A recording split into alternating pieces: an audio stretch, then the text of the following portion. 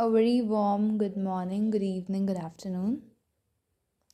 Today we are here to begin with the third poem of ICSE Class 10, The Patriot, by Robert Browning. So let's begin. Okay, just a minute. Right. So, Robert Browning. Robert Browning was a famous poet of the Victorian age. Victorian age is basically the time uh, of England. I think it was the time of Queen Victoria, though I'm not sure. Anyways, this is not as important as for the exam point of view. So, Robert Browning basically was a famous poet of the Victorian age. ठीक है, Victorian age के Robert Browning जी एक famous poet थे. Right? Robert Browning was a famous poet of the Victorian age. This poem is written in the form of dramatic monologue. This is really very important for exam point of view, especially from the MCQ point of view. And MCQs पे time waste कृपया मत कीजिए, कहीं ऐसा हो कि कुछ लोग जो हैं MCQs ही छूट जाएं एग्ज़ाम टाइम की कमी की वजह से. ऑलवेज इन एवरी सब्जेक्ट का एग्ज़ाम ऑलवेज फर्स्ट अटेम्प्ट है MCQs. अदरवाइज़ कुछ लोगों की फिर उसके बाद हिम्मत जो है टूट जाती है जब उनके MCQs छूट जाएं. So try to do MCQs first. So this poem is written in the form of dramatic monologue. What does it mean? It means when the speaker is narrating about his own fate himself. जब जो speaker है, जो narrator है, वो अपनी खुद की किस्मत, अपनी खुद की स्टोरी खुद बता रहा है, दैट इज़ ड्रामेटिक मोनोलॉग. जब कोई और किसी और की स्टोरी, इवन लाइक मैंने कोई पोएम लिखी बट उसमें मैंने किसी और का जिक्र किया नहीं, जब मैंने एक पोएम लिखी और उसमें खुद का ही जिक्र किया, that is a dramatic monologue. So where a man who is, आपको ऐसे भी आ सकता है, which of the following poems was a dramatic monologue. So you will write the Patriot by Robert Browning. You have to learn the name of every poet and author of every story.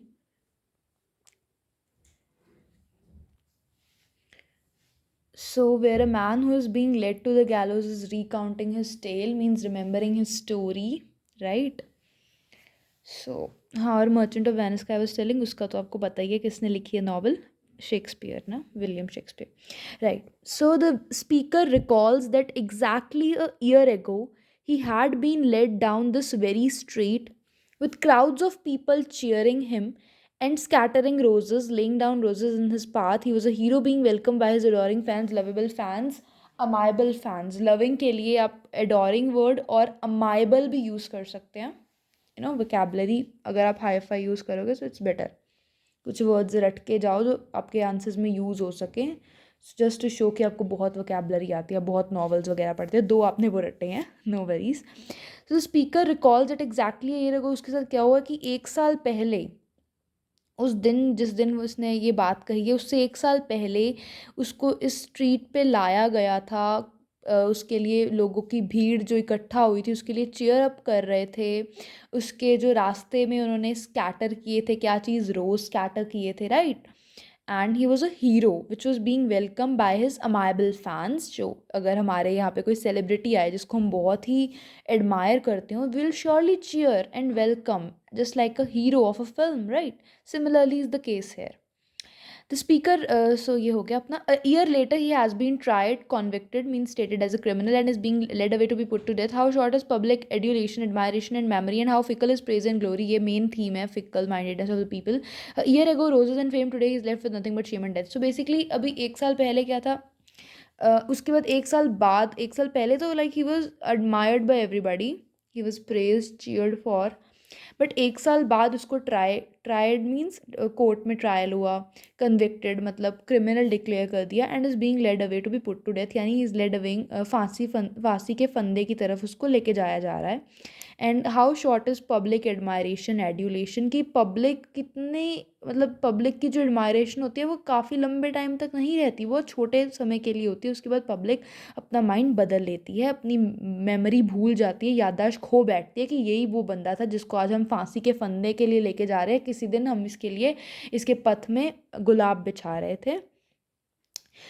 And how fickle is praise and glory, की fickle कितनी है, fickle mindedness basically people लोगों की जो है, that is even the main theme. Okay, theme can be asked. So year ago roses and fame. Year ago roses थे उसके पास में, फेम था उसके पास, फेमस था वो, और today he is left with nothing, पर उसके पास सिर्फ शर्म और मौत है बची. A grim reminder, a sad reminder that life is uncertain. This is also very important, that it is a sad reminder. इस पोएम के थ्रू हमें एक sad reminder मिलता है that the life is uncertain, कि जो ज़िंदगी है वो अनसर्टेन है, इसका कोई पता नहीं. जैसे कहते हैं ना कि मौत कब आ जाए किसी को नहीं पता, और लाइफ में कब क्या हो जाए किसी को नहीं पता. Life is uncertain, it is a sad reminder. Yet the poem ends on a note of optimism, positivity. Browning's own philosophy that God's in his heaven and all's right with the world is the note on which the poem closes. The Petrarch believes that it is God who will reward him according to his true merit deeds. So poem फिर भी एक positive note पे end होती है कि God उसको उसके कर्मों के according फल देंगे, right? So it ends on like a optimistic note, a positive note, जो कि ब्राउनिंग जी की खुद की philosophy थी कि God's in his heaven, right? Okay. So the poem narrates the fate of a hero as a year ago he was worshipped by people and arrested later on. His achievements are soon forgotten. उसकी सारे अच्छे कर्म, उसकी achievement जो उसने लोगों के लिए किया, सबको भुला बैठकर अब आज उसको निंदा जा रहा है, उसकी निंदा की जा रही है, उसको मारा जा रहा है पत्थरों से. The Petrarch, written by Robert Browning. Let's read it. Robert Browning, sorry.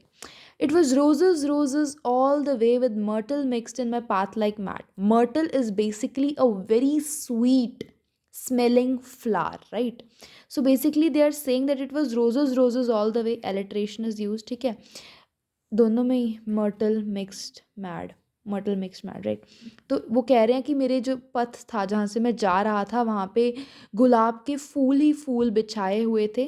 आप मेरी इस वीडियो के थंबनेल में देख सकते हो, जैसे कि वहाँ पे जो पाथ है उसके ऊपर रोजेस ही रोजेस बिछाए हैं. And with myrtle, sweet smelling flowers kind of mixed in my path like mad, means people were full with enthusiasm.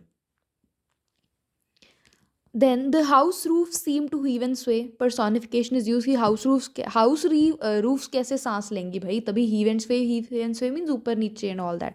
मतलब ऊपर नीचे होना बहुत, क्योंकि जो like इट इज़, इससे हमें एक और भी चीज़ पता लगती है जो आपकी इसमें कहीं भी आपको नहीं मिलेगी, वो ये है कि उस टाइम पॉवर्टी बहुत थी, गरीबी बहुत थी, बिकॉज लोग छत जो घर थे वो बहुत भीड़े भीड़े थे, पास पास थे, एरिया कम था, लोग ज़्यादा थे, तभी तो इतनी भीड़ थी, और वो छतों पे जमा हुए थे कि तब पॉवर्टी बहुत ज़्यादा थी. इससे ये पता भी लगता है. The house roof seem to heave and sway means breath, because they were full of people, right.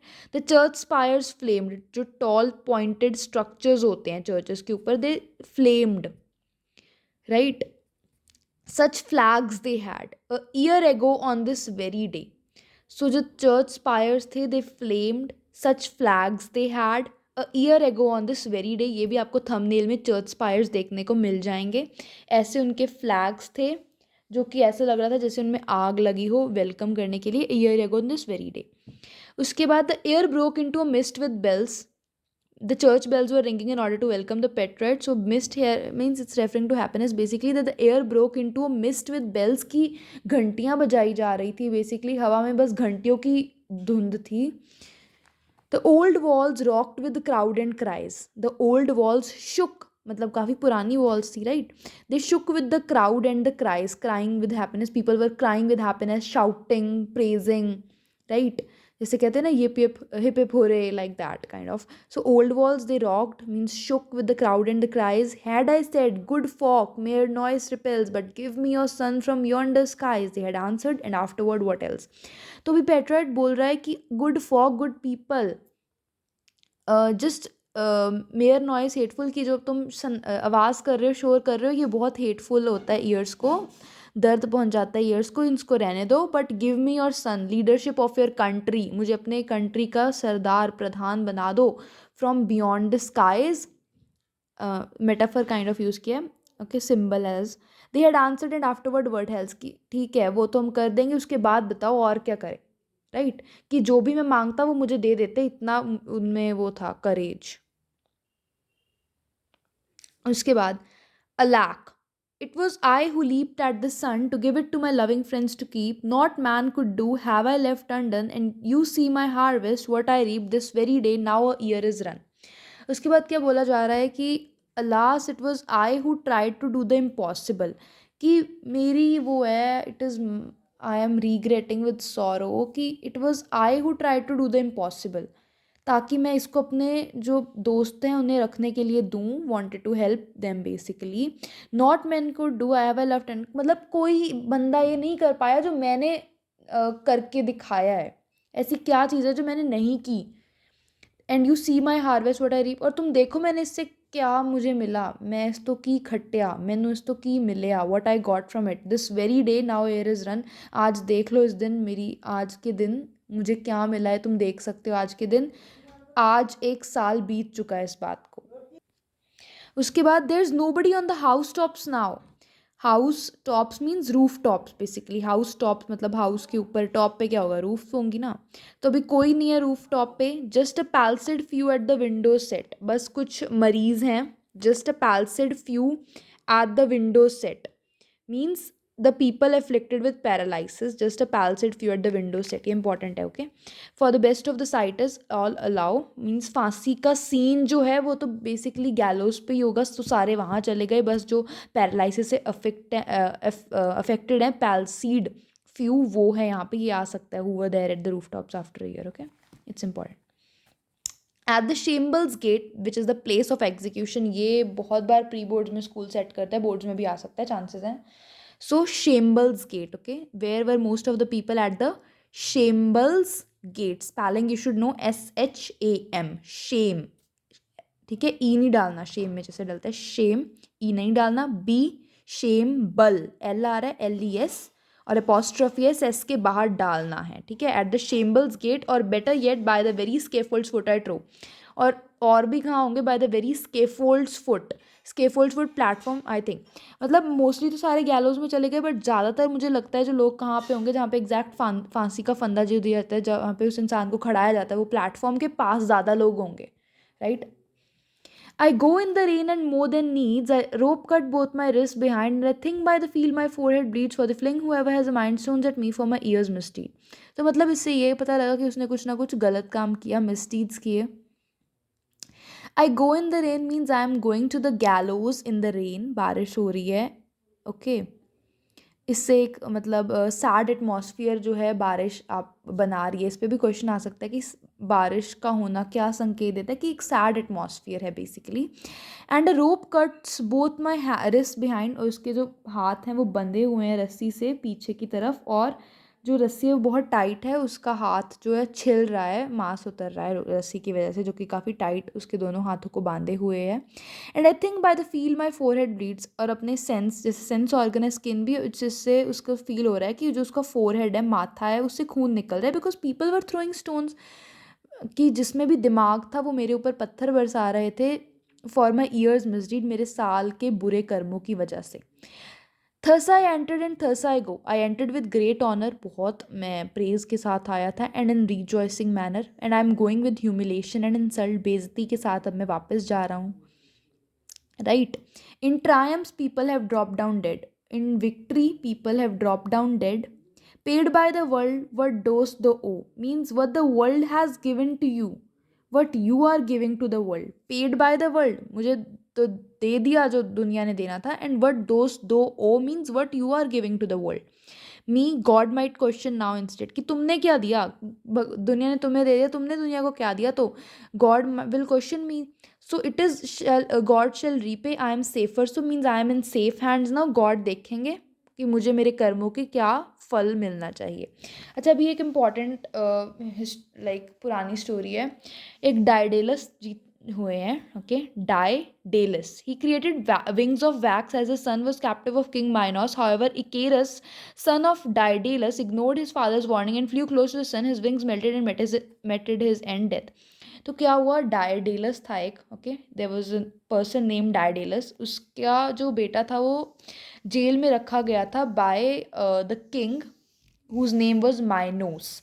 तो डाइडेलस ने क्या किया, अपने बेटे के लिए विंग्स बनाए वैक्स के, और उसको कहा कि सूरज के पास नहीं जाना, but he went near the sun and his wings melted and he met his death. ये किस पैराग्राफ से रिलेट करता है, इससे, but give me your sun from yonder sky, they had answered, and afterward what else. इसका मतलब तो वैसे लीडरशिप है, बट इससे थोड़ा बहुत रिलेट करता है। तो डाइडेलस का बेटा था जो कि किंग माइनोस की कैप्टिव में था, इकेरस। तो Icarus who was the son of Daedalus, he ignored his father's warning and flew close to the sun and meted his end, that is death. So this was all about the today's poem. If you have any doubt, do let me know. Take care.